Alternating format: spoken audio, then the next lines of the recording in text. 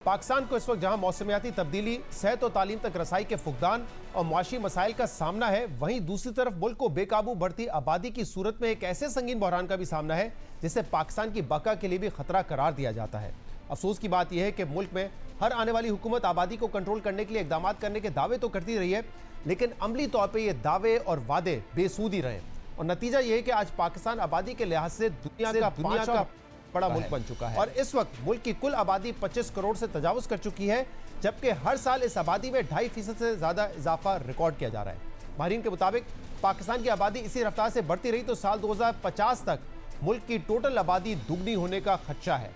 सिर्फ यही नहीं बल्कि खित्ते में पाकिस्तान फर्टिलिटी रेट की बुलंद शरह में अफगानिस्तान के बाद दूसरे नंबर पर है। पाकिस्तान के इदारा शुमारियात के साल 2024-25 के house hold integrated economic survey के मुताबिक पाकिस्तान में बच्चों की पैदाइश की औसत शरह 3.6 है, जबकि 30 साल पहले ये शरह 9 थी। यानी वक्त के साथ बच्चों की पैदाइश की शरह में वाज़ेह कमी हुई है, लेकिन जनूबी एशिया के दीगर ममालिक के मुकाबले में पाकिस्तान में बच्चों की पैदाइश की शरह यानी फर्टिलिटी रेट अब भी बहुत ज़्यादा है, जबकि भारत में यही शरह 2 और बांग्लादेश में तकरीबन 2.2% है। मुल्क में तेज़ी से बढ़ती आबादी और ख़ानदानी मनसूबाबंदी के फुकदान की वजह से वसाइल की तकसीम में अदम तवाज़ुन नज़र आ रहा है, जिसके हौलनाक असरात तालीम और सेहत जैसे बुनियादी शोबों पर भी नजर आते हैं। पाकिस्तान इंस्टीट्यूट ऑफ एजुकेशन की रिपोर्ट के मुताबिक पाकिस्तान में तकरीबन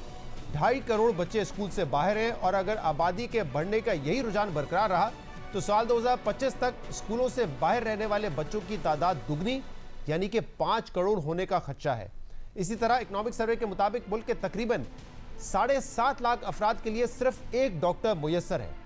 ये है वो तशवीशनाक नताइज जो बढ़ती हुई आबादी की सूरत में हमारे सामने आ रहे हैं। इसके अलावा दुनिया भर में ये देखा गया है कि आबादी में तेज़ी से इजाफे को कंट्रोल करने के लिए कॉन्ट्रासेप्टिव्स इंतहाई अहम किरदार अदा करते हैं, लेकिन पाकिस्तान में कॉन्ट्रासेप्टिव्स पर आयद भारी टैक्सेस की वजह से इनकी महंगी कीमतें इनके इस्तेमाल में रुकावट का बाइस बन रही हैं। और होना तो ये चाहिए था कि पाकिस्तान जैसे मुल्क में अवाम को कॉन्ट्रासेप्टिव्स की ज़्यादा से ज़्यादा आगाही दी जाती, लेकिन अलमिया यह है कि पाकिस्तान में इसके टीवी इश्तिहारात पर भी पाबंदी है,